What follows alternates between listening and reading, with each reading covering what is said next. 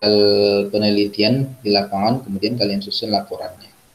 Jadi sudah sebagian dari apa tuh, dari skripsi kalian. Artinya kalau kalian menyelesaikan proposal, berarti sudah separuh langkah menuju sarjana ya. Tinggal nanti penelitian lagi, habis itu sudah selesai. Makanya kalau kalian serius ini cepat lulusnya nih, nggak usah lama-lama ya kan. Oke, baik, silakan ya di apa, dibuka apanya. Sudah dikirim apa, Bici? Udah, Pak. Ya, nah ini saya buka ya. Oke, baik. Saya download dulu ya. Kita bahas satu-satu ya. Ini penelitiannya PTK semua atau ada yang lain selain PTK? Tapi kemarin Siapa yang nyuruh kualitatif atau kuantitatif?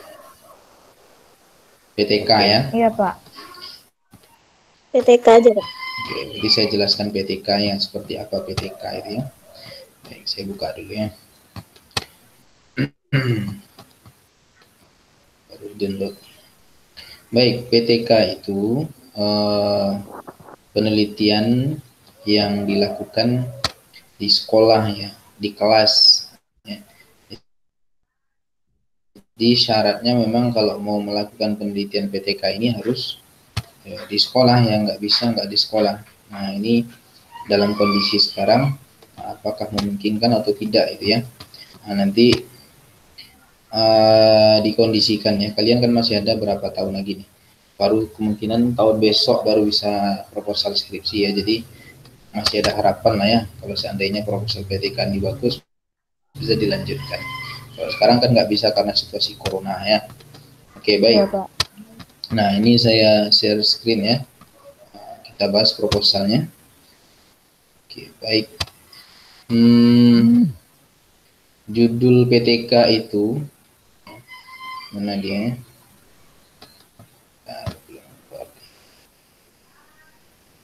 Oke, nah ini. Judul PTK itu dia punya ciri khas dia. Nah, sudah nampak screen-nya yang saya share?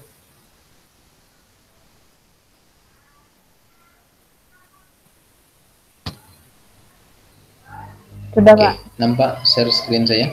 Nampak, Pak. Proposalnya udah nampak belum? Oke, baik. Nah, ini coba kalian perhatikan judul PTK ya. Jadi, judul yang baik itu dia lengkap isinya, nampak di situ semua apa yang kita lakukan, apa intervensinya, apa variabelnya, kemudian subjeknya siapa, kemudian kapan dilakukan, di mana tempatnya, nampak ya. Maka nanti coba kalian buat judulnya seperti ini. Ya, ini contoh ya. Boleh pakai kata pelaksanaan, penggunaan, atau pemanfaatan juga boleh, nggak apa-apa. Jadi misalnya judulnya ini ya, pelaksanaan metode the power of two untuk meningkatkan hasil belajar fikih siswa kelas 4 Madrasah Ibtidaiyah MI Al-Kifayah ya, Pekanbaru tahun pelajaran 2019-2020.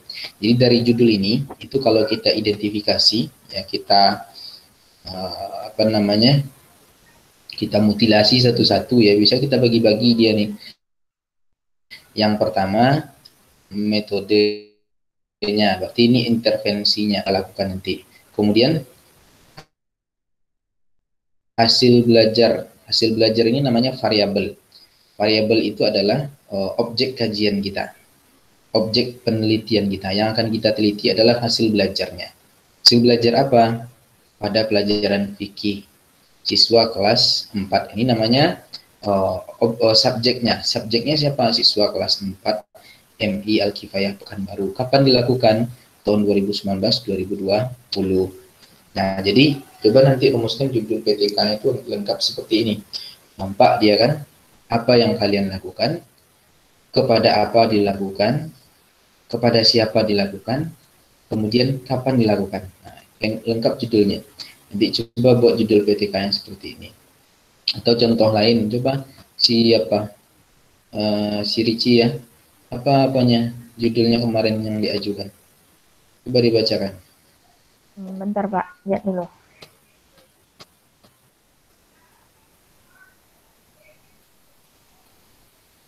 Oke. Yang lain juga coba nanti coba kita rumuskan ya. Siapkan judulnya. Atau siapa yang sudah ada judulnya? Silakan yang masih ingat.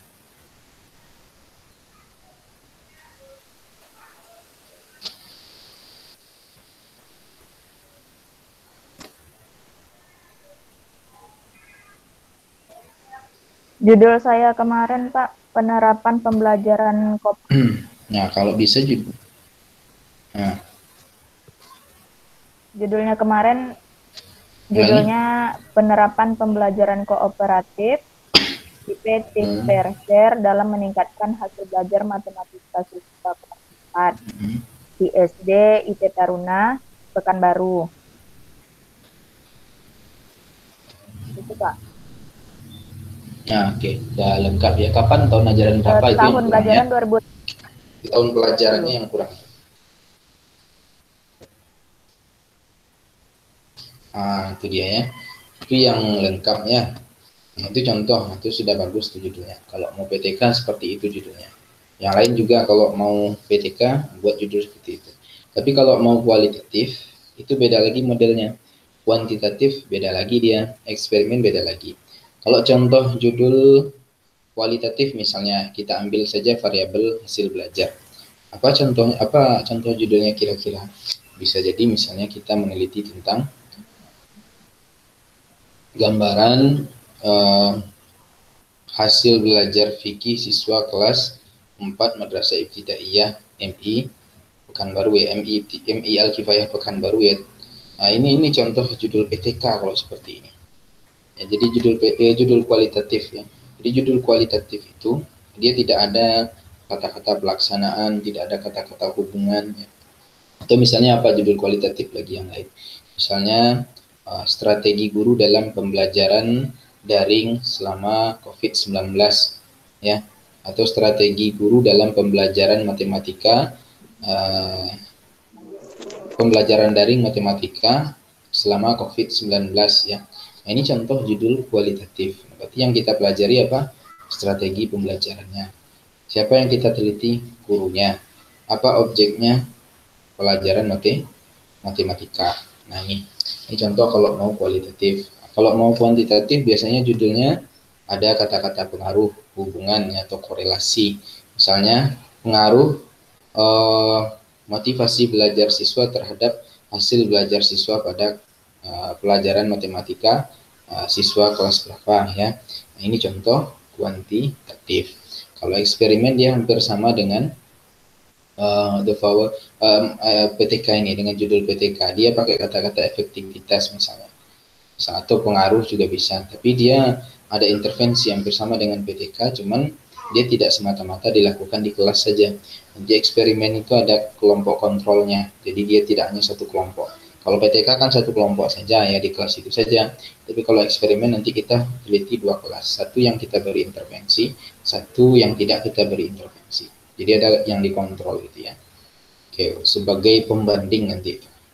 Oke, nah ini contoh ya. Nah sekarang kita bahas yang PTK aja dulu. Nah ini contoh judul PTK. Lalu kalau sudah ada judul seperti ini gimana Pak ya? Maka kemarin saya katakan judul ini harusnya berangkat dari masalah yang ada di lapangan. Jadi kalian cari dulu permasalahannya, kemudian baru dirumuskan judulnya. Nah kalau seperti ini berarti masalahnya tentang hasil belajar. Banyak mungkin hasil belajar di MI Al-Kifayah ini yang tidak memuaskan, enggak tuntas KKM ya. Kemudian rendah nilainya ya, rata-rata kelasnya rendah ya. Nah ini kan masalah hasil belajar. Nah berarti masalah tadi kan sudah ada di lapangan. Nah, baru kita rumuskan judulnya seperti ini. Nah lalu dalam proposal unsur pertama yang harus ada adalah latar belakang masalah ya, latar belakang masalah. Nah, apa isi latar belakang masalah itu? Nah, secara umum latar belakang masalah itu isinya seperti yang pernah kita bahas ya. Kalau mungkin ada yang ikut seminar dulu, seminar tentang proposal penelitian ya, atau tentang penelitian dulu yang diisi oleh Pak Yundri dan kawan-kawan termasuk saya bahas bab 2, kemudian Bu Ayu bahas bab 1 dulu. Nah dalam latar belakang masalah ini ada beberapa unsur yang harus ada. Ada landasan yuridis, landasan teoritisnya ya, atau akademisnya, kemudian landasan realistisnya yang ada di lapangan, ya, yang terjadi di lapangan. Nah,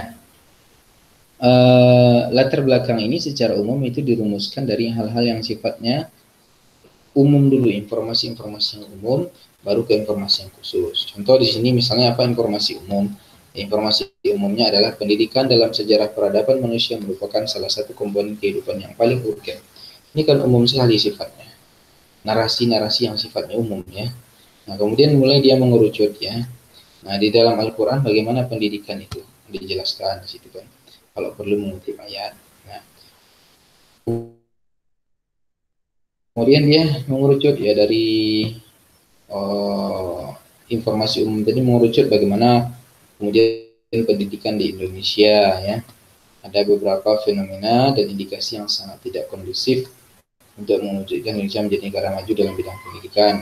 Nah, karena sampai saat ini pendidikan masih didominasi oleh pandangan bahwa pengetahuan merupakan perangkat fakta yang harus dihafal. Jadi metode kebanyakan adalah dengan menghafal. Nah, muncul masalahnya di situ. Semakin mengerucut ya. Nah, kemudian langsung masuk ke proses belajar dia, strategi belajar. Ternyata menghafal itu adalah bagian dari strategi belajar. Dan strategi belajar kalau hanya dengan menghafal aja tidak efektif gitu ya. Maka dimunculkan strategi lain ya.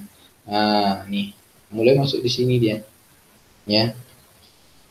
Nah, supaya siswa itu fokus perhatiannya, menarik dia, maka perlu metode yang lain. Nah, sampai nanti dia berbicara tentang masalah yang ada di lapangan ya, pada pelajaran fikih ya, merupakan pelajaran dasar yang penting bagi jajaran jenjang MI ya, untuk menanamkan nilai ini dan sebagainya.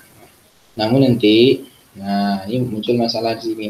Pada pelajaran tersebut masih banyak siswa yang belum tuntas KKM-nya ya. Terus begitu masalahnya apa disampaikan di situ. Nah, gejala tersebut merupakan gejala yang menunjukkan hasil belajar siswa pada mata pelajaran fikih tergolong rendah.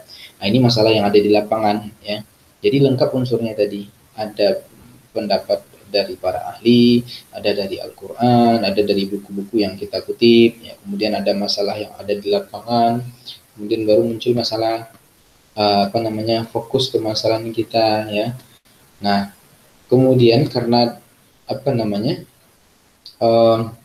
permasalahan ini perlu diselesaikan, maka untuk mengatasinya salah satu caranya adalah dengan metode the power of two. Nah, untuk meningkatkan hasil belajar fikih kelas 4 SD atau MI tadi gitu ya. Nah, kemudian baru dijelaskan metode the power of two adalah metode yang digunakan untuk meningkatkan apa dan seterusnya ya. Nah, ini kan semakin mengerucut dan selesai dia sampai di sini. Jadi memang kalau kita buat latar belakang masalah itu narasi yang kita bangun adalah dari hal yang sifatnya umum ke khusus. Ya seperti piramida terbalik begini, ya, dari umum ke khusus. Jadi semakin ke bawah dia semakin menuju ke kesimpulan kita.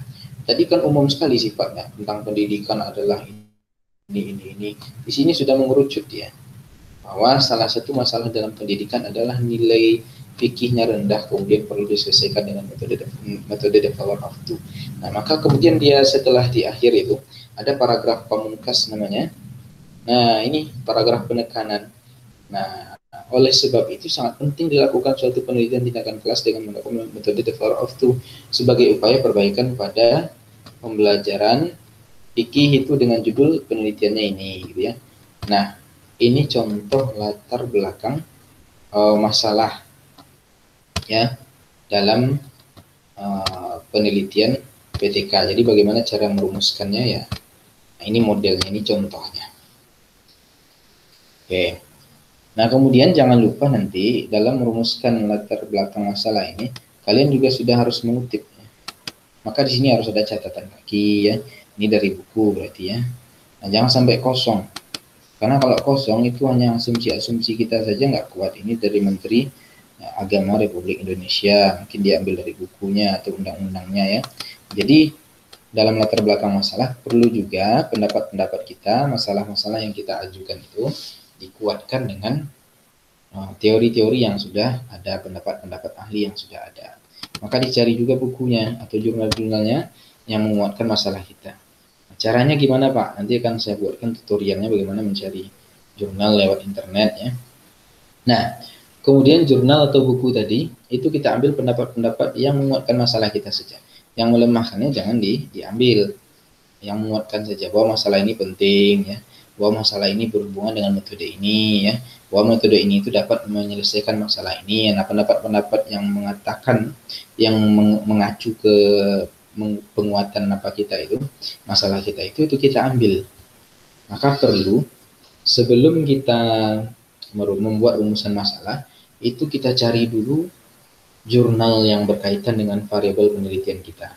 Kalau dalam contoh judul ini tadi kan variabel penelitiannya hasil belajar, berarti kalian harus cari jurnal atau penelitian atau buku yang di dalamnya berisi tentang hasil belajar. Satu lagi metode the power of two. Kalau Ricci tadi satu lagi dia berarti mencari metode apa tadi? Variabelnya apa tadi? Itu Pak, think pair share tadi. Metode. Think pair share ya? Iya. Berarti cari buku yang isinya tentang itu atau jurnal tentang itu. Satu lagi metodenya untuk meningkatkan apa tadi? Untuk meningkatkan hasil belajar matematika. Nah, berarti hasil belajar, cari juga jurnal atau buku tentang hasil belajar. Nah, baru nanti setelah dapat buku, dapat jurnalnya, baru kita rumuskan latar belakang masalah. Karena tanpa buku, tanpa hasil penelitian, mustahil bisa dirumuskan. Karena itu yang menguatkan pendapat kita. Nggak boleh kita buat pendapat kita semua. Karena kan kita belum punya kekuatan untuk itu. Ya, nanti nggak ilmiah, hanya asumsi-asumsi saja. Ya. Nah, setelah latar belakang masalah, bagian B-nya ada penegasan istilah. Nah, dari judul-judul tadi, apa yang perlu kita tegaskan istilahnya? Pelaksanaan. Pelaksanaan itu apa? Ya, cari KBBI. Kemudian metode the power of two itu apa? Jelaskan. Hasil belajar apa? Fikih apa? MIL kifayah itu apa? Jelaskan singkat saja. Ini nama penegasan istilah. Apa tujuannya penegasan istilah itu? Supaya istilah-istilah yang kita pakai tidak dimaknai ambigu oleh orang lain. Jadi orang bisa memahami apa yang kita maksud dari istilah-istilah yang ada di judul kita. Jadi kita batasi sehingga kalau orang memaknai yang lain, ya makna kita yang kita maksud bukan itu, kita yang ini yang kita maksud. Jadi kuat apa kita argumentasi kita ya. Nah, setelah pembatasan penegasan istilah, masuk kita ke permasalahan. Nah, ini yang kalian sampai sini kan kemarin. Nah, permasalahan itu ada 3. Yang pertama identifikasi masalah. Apa itu identifikasi masalah? Berarti masalah-masalah yang kita kemukakan di latar belakang masalah tadi, itu kita buat poin-poinnya di sini apa saja masalah-masalahnya. Oh, masalahnya adalah bahwa pelaksanaan value for of itu bisa meningkatkan hasil belajar siswa.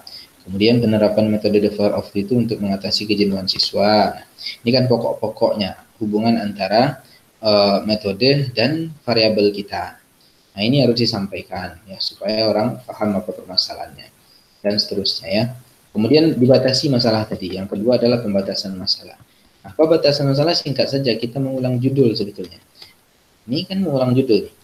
Nah, ingat cukup luasnya permasalahan yang berhubungan dengan metode the power of two dan hasil belajar, maka peneliti membatasi masalah pada pelaksanaan akan judul diulang nih. Jadi kita meneliti ini saja, bukan meneliti yang lain.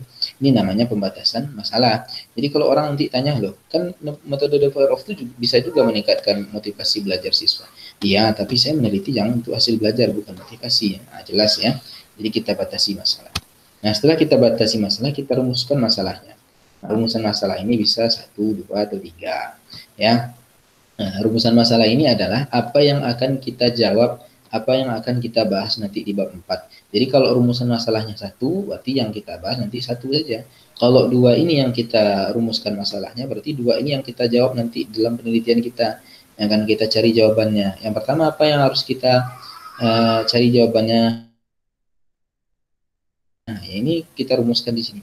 Apakah pelaksanaan metode the power of two dapat meningkatkan hasil belajar siswa pada mata pelajaran fikih? Nah, ini kita cari nanti jawabannya, berarti kalau hasilnya bisa jelaskan kenapa dia bisa.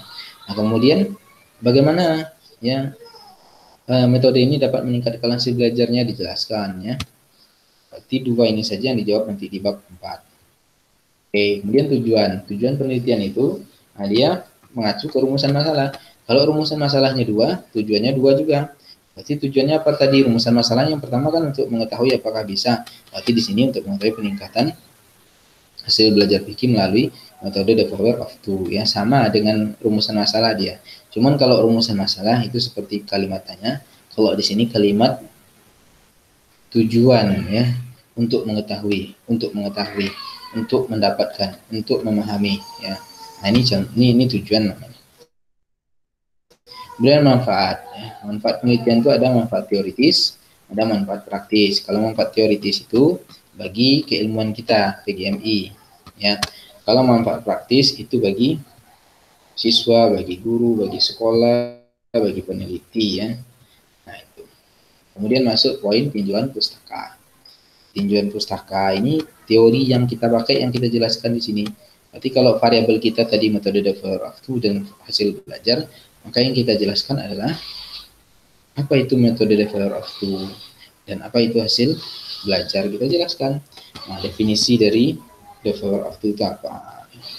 Setelah definisinya apalagi di sini. Nah, keunggulannya apa ya? Kemudian langkah-langkah metode ini seperti apa? Ini kan berkaitan dengan metode ini. Kemudian hasil belajar. Hasil belajar itu apa? Pengertiannya apa? Kemudian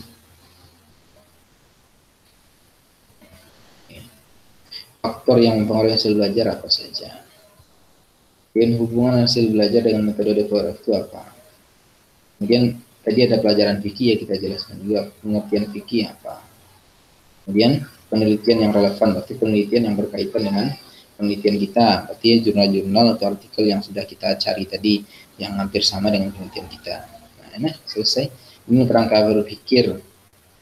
Kerangka berpikir ini menjelaskan bagaimana kerangka penelitian kita, ya. Oke. Bagaimana hubungan antara metode the power of two dengan peningkatan hasil belajar ya. Ini semacam dinamika psikologis lah ya. Kemudian indikator keberhasilan ya. Kapan dikatakan berhasil penelitian kita itu ya. Nah, ini jelaskan ya. Nah, ini sebetulnya bisa dilihat dan dipelajari nanti ya. Nah, masuk ke metode lagi. Metode kita berarti PTK. Apa itu PTK, jelaskan ya. Kemudian lokasi dan waktu penelitian. Lokasi di MIL Kifayah. Waktunya kapan dilakukan, ini rentang waktu misalnya dari Juli sampai Agustus misalnya kan, tergantung aja. Dan subjek dan objek ya, subjeknya berarti satu orang guru dan 16 siswa ya, tergantung nanti kalian berapa orang guru yang teliti. Kalau cuma satu kelas ya satu guru ya, kadang ada dua guru ya, tapi biasanya satu saja. Kemudian objek penelitiannya apa? The power of two dan hasil belajar ya. Jadi subjek itu orang yang kita teliti, objek itu adalah variabel yang kita teliti. Kemudian prosedur penelitian ya, bagaimana kita melakukan penelitian ya. Kalau PTK ya seperti ini ya, baku ya. Direncanakan, dilaksanakan, diamati, refleksi. Terjadi siklus 1. Ulang lagi siklus 2, rencanakan, pelaksanaan, amati, refleksi. Lanjut lagi siklus 3 kalau sampai 3 gitu ya. Kemudian proses perencanaan tindakan. Bagaimana kita merencanakan tindakan, jelaskan. Nah, kemudian bagaimana kita melaksanakannya, jelaskan juga. Termasuk nanti apa yang kita observasi, jelaskan. Bagaimana kita merefleksikannya, jelaskan juga. Kemudian teknik pengumpulan datanya, ya, observasi ya, dokumentasi dan tes ya, tes hasil belajar. Teknik analisis data, nah ini ada rumus-rumus matematika sederhana di sini ya. Jadi kita cari ya. Dia nanti ketahuan ada enggak perubahan antara sebelum kita beri tindakan dengan setelah kita beri tindakan. Ada enggak peningkatan kemampuan pedagogik pada gurunya, misalnya kan, kemampuan guru mengajar berubah enggak. Kemudian bagaimana perubahan pada nilai siswanya. Ini kan nanti kita cari lagi. Oke. Nah, itu gambaran umum dari PTK. Nah, nanti silakan coba dirumuskan seperti itu ya. Oke, baik, sampai di sini ada pertanyaan, silakan.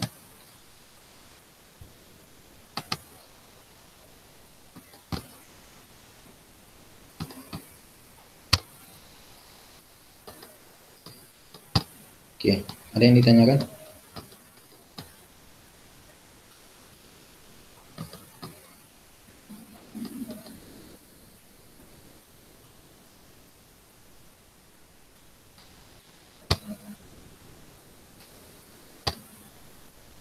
Silakan dibuka mic dan kameranya.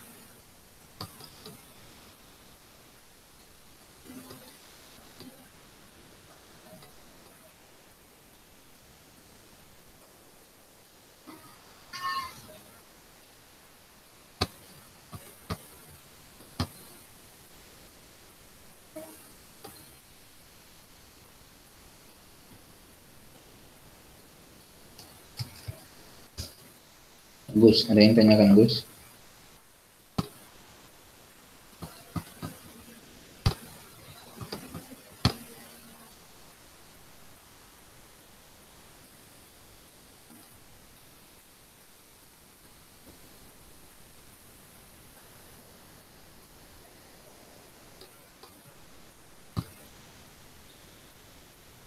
Silakan, siapa yang mau bertanya? Kita sudah paham.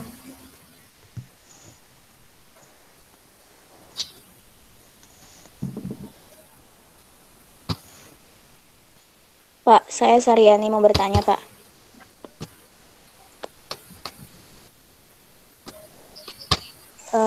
Silakan. Kita kan kalau buku kan Pak nggak ada gitu. Gimana caranya kita nyari buku di internet itu, Pak? Nyari sumber dari internet tuh yang efektifnya lah, Pak. Supaya bisa. Oke, nanti saya saya buatkan tutorialnya. Itu aja sih, Pak. Supaya bisa mudah mencari buku, nggak mesti ke perpus. Nah, untuk mencari buku, cari jurnal di internet nanti saya apakan ya, saya buatkan tutorialnya, nanti saya bagikan nanti ya. Silakan dipelajari nanti. Karena memang Ya, Pak. kalau sekarang kan seperti kalian di kampung susah akses ke perpus, susah ya. Nanti saya carikan apanya, bukunya, tutorialnya saya berikan caranya gimana, nanti saya akan dipelajari ya. Nanti saya bagikan linknya di YouTube nanti. Oke. Nggak susah, simpel sebetulnya. Ya. Oke, ada lagi?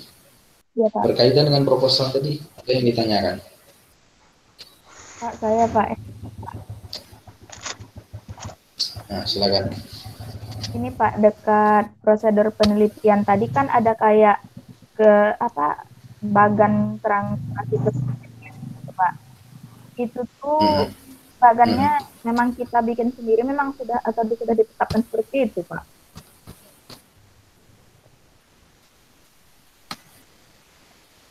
Kalau prosedur itu sudah ditetapkan seperti itu. Kalau PTK ya, PTK memang baku seperti itu dia. Jadi ada perencanaan, kemudian pelaksanaan, kemudian observasi, kemudian refleksi.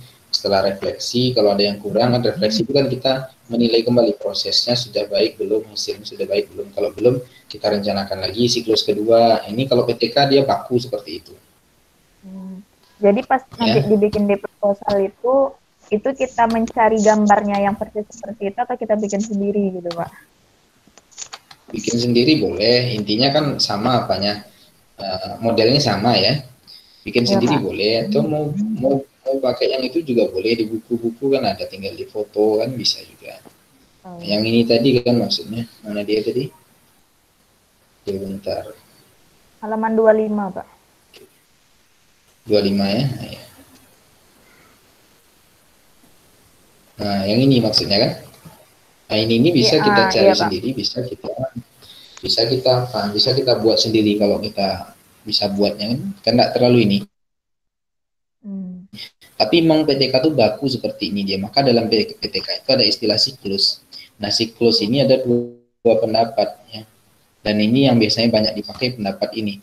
Nah, ya, direncanakan, dilaksanakan, diobservasi, direfleksikan. Kalau masih ada yang kurang, tidak puas, rencanakan lagi, tindakan yang baru, kemudian laksanakan lagi, amati, refleksi. Tidak puas juga, begitu terus sampai mencapai hasil maksimal.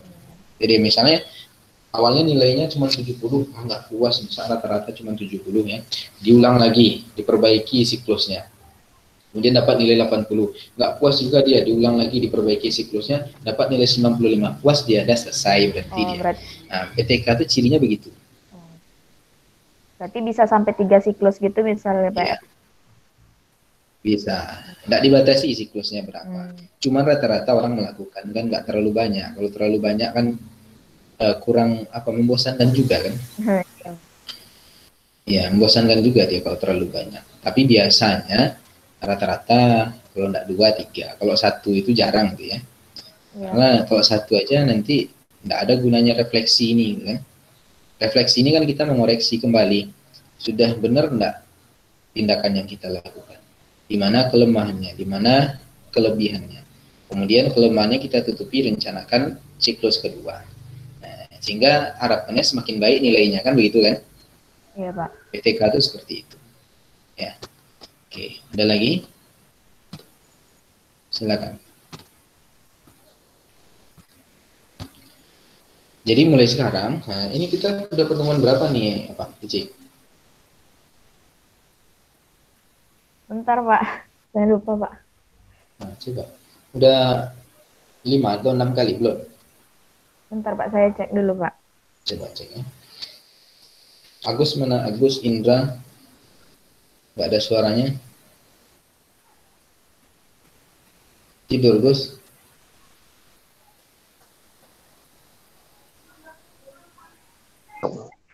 Nah, ini Bapak. Indra.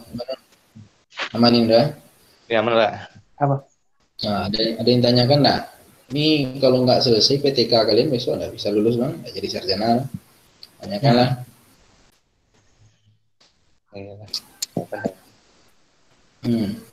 Ini 7 orang yang masuk ya. Ini kelasnya berapa orang? 10 orang? 11? Kami 10 orang, Pak. 10 ya. Berarti yang nggak masuk siapa aja nih? Ali sama Pak Rahmat Ali Tanjung.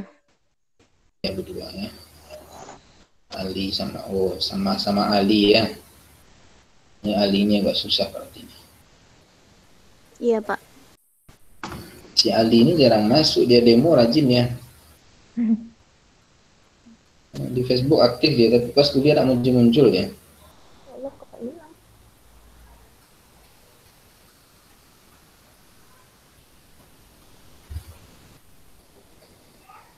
Nah, Perinia ya, jaringannya susah. Nggak apa-apa, nanti berusaha. Nanti saya share rekamannya.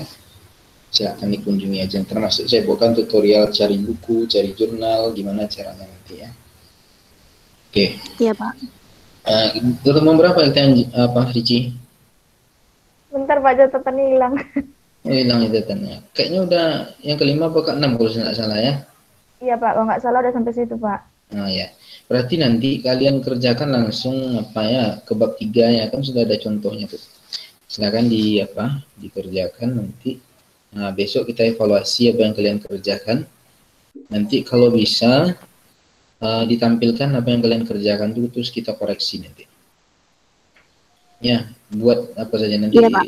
untuk mencari referensi nanti saya tunjukkan gimana caranya. Memang susah ke perpustakaan kan. Intinya mudah sekarang dengan internet, dengan Google. Dia ada Google Scholar juga. Nanti kalian buat akun Google Scholar ya. Nanti saya tunjukkan gimana caranya. Buka Gmail dulu. Ya, buat Gmail. Udah punya akun Gmail belum? Udah, Pak. Udah, Pak. Nah, buka akun Gmail nanti saya buat. Berarti nanti dari Google Scholar tuh bisa banyak, bisa buku kita ambil dari situ, bisa jurnal, artikel ya. Iya, Pak. Oke, mengenai apa nih? Mengenai apa proposal ini yang ditanyakan enggak? Saya ingin bertanya, Pak. Nah, silakan. Kesulitan dalam membuat proposal itu seperti apa, Pak? Karena kan Ya. kalau baru-baru ini rasanya kaget atau apa gitu. Ya. Jadi biasanya mahasiswa itu atau peneliti pemula itu banyak sulit membuat proposal itu di bab satunya dia, menjelaskan latar belakang masalahnya. Makanya nanti latar belakang masalah itu nanti saya jelaskan lagi ya, ringkasnya seperti apa. Intinya latar belakang masalah itu dia menjelaskan hubungan dari variabel-variabel yang kita akan teliti atau dari antara metode dengan variabel kita. Contoh tadi kan kita harus menjelaskan apa hubungan antara metode developer of two dengan hasil belajar. Bisa enggak metode developer of two meningkatkan hasil belajar? Itu kan kita harus cari buku yang menyatakan pendapat bahwa metode ini bisa meningkatkan hasil belajar. Hasil belajar itu rendah. Jadi pertama kita harus cari masalahnya dulu, harus ada. Ya, makanya kalian harus kalau di sekolah penelitian ya cari masalah di sekolah. Kayak tadi kan di Al-Kifayah, berarti dia cari dulu, survei dulu. Ternyata di Al-Kifayah itu pada pelajaran fikih yang bermasalah. Nilainya rendah-rendah. Jadi kalau sudah ketemu masalah itu, nanti kita cari metodenya kira-kira untuk meningkatkan hasil belajar fikih ini pakai metode apa yang bisa kita cari kan, kita baca referensi dari buku-buku dan lain-lain.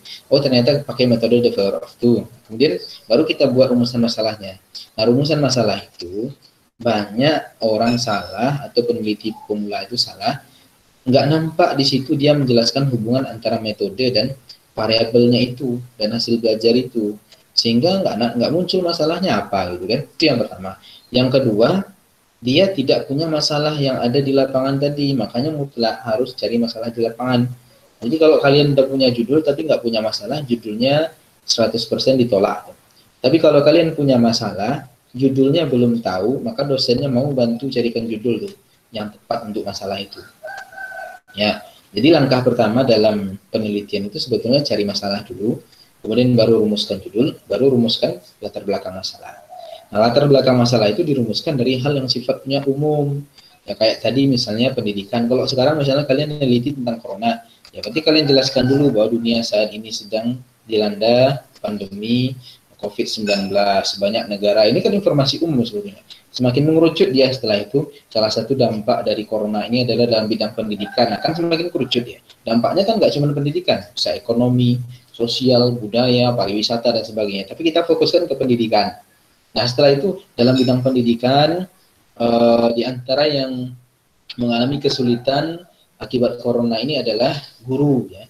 Nah, bentuk masalah yang dihadapi guru adalah stres, misalnya depresi, itu kesulitan dalam membuat strategi pembelajaran. Ini semakin mengerucut ya kan, dari corona, pendidikan, guru, strategi mengajar guru. Nah, kan semakin nampak ya. Nah, itu model perumusan masalah. Nah, biasanya banyak orang nggak bisa untuk membuat seperti itu. Alur yang seperti itu banyak orang yang tak paham. Nah, nanti kalian belajar, maka banyak-banyak baca jurnal penelitian, nanti akan paham. Nah, kalau sudah paham model seperti itu, biasanya mudah skripsinya, mudah proposalnya. Karena intinya dari proposal penelitian itu adalah yang pertama bab 1, yang kedua bab 3, metodenya. Ya, kalau bab 1-nya oke, nah, bab 2, bab 3 itu ngikut. Tapi kalau bab 1 bermasalah, bab 2, bab 3 itu tidak bisa dilanjutkan. Maka kalau bimbingan dengan saya biasanya saya fokuskan dulu bab 1. Kalau sudah oke bab 1, oke judulnya, baru saya suruh buat bab 2 dan bab 3. Karena kalau dia buat 3 bab sekaligus, bermasalah bab 1-nya, berubah judulnya, ulang lagi dia bab 2 dan bab 3. Ya. Jadi coba pelajari betul bab 1 itu. Ini di buku saya itu sudah saya jelaskan tuh, tapi kan karena kita nggak pertemuan langsung, nggak bisa kalian apa ya, untuk filenya juga nggak bisa saya bagikan ini. Nah, saya nulis buku PTK itu ya, itu sudah saya jelaskan secara rinci tentang apa tuh. Oke. Nanti lapas PTK nanti kalau apa, mudah-mudahan bisa ketemu langsung, nanti kita pakai buku ini untuk kita bahas ya. Oke, biasanya di situ kesulitannya, karena memang bab 1 itu murni dari peneliti itu nggak bisa direkayasa. Kalau bab 2, bab 3 kita tinggal lihat buku-buku lain, lihat penelitian lain, tinggal contoh ulang ya dengan bahasa kita bisa. Tapi kalau bab 1, bab 2 nggak bisa. Kalau bab 1 nggak bisa. Karena bab 1 itu murni dari apa yang kita temukan di lapangan. Itu ya? Iya, Pak. Oke. Baik, ada lagi?